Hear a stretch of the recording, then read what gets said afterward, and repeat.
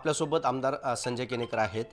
काय सांगाल, आज इम्तियाज जलील यांनी पतंग उडवला आहे. मकर संक्रांत आहे, मात्र हिंदुत्वाचे जे नेते आहेत त्यांनी पतंग उडवलं नाही, कारण माझा प्रचार होईल असं त्यांनी आरोप केलेला आहे. असं त्यांचं म्हणणं आहे.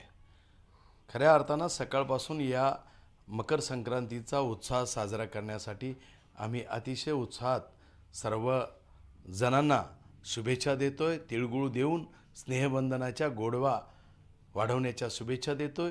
निश्चितच हा हिंदूंचा सण आहे, पवित्र सण आहे आणि तो साजरा आम्ही सकाळपासून करतोय. इम्तियाज जलील यांना तिळगुळ घेऊन जाणार का?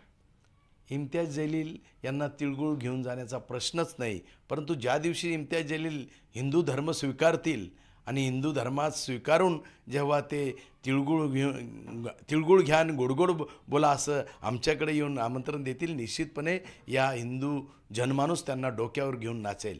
परंतु त्यांनी एकीकडं मंचावर जाऊन हिंदूंच्या विरोधात गरळ ओकावी, या शहरातली शांतता भंग करावी, सामाजिक अराजकता निर्माण करावी, ती गरळ ओकून, आणि दुसरीकडं मंचाच्या खाली उतरल्यावर हिंदूंना शुभेच्छा देण्याचा प्रकार करावा.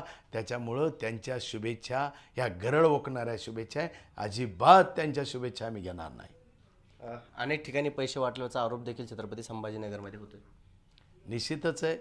ज्यांच्या पायाखालची वाळू घसरलेली आहे त्यांना आरोप हे करावंच लागतील.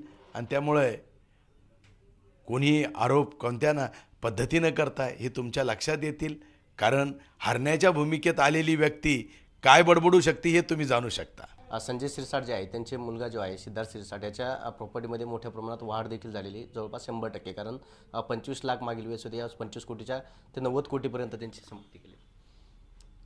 खरं तर त्या क्षेत्रातला मी तज्ज्ञ नाही आहे, परंतु त्याबाबतची जर चुकीचं काही असेल तर ते सरकार याची दखल घेणारी, आणि सरकार पक्की आहे.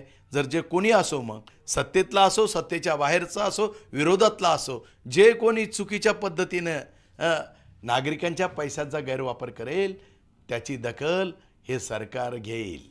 मात्र आज मकर संक्रांत आहे आणि इम्तियाज जलील यांचं चिन्ह देखील पतंग आहे आणि त्यांनी पतंग उडवलेला आहे.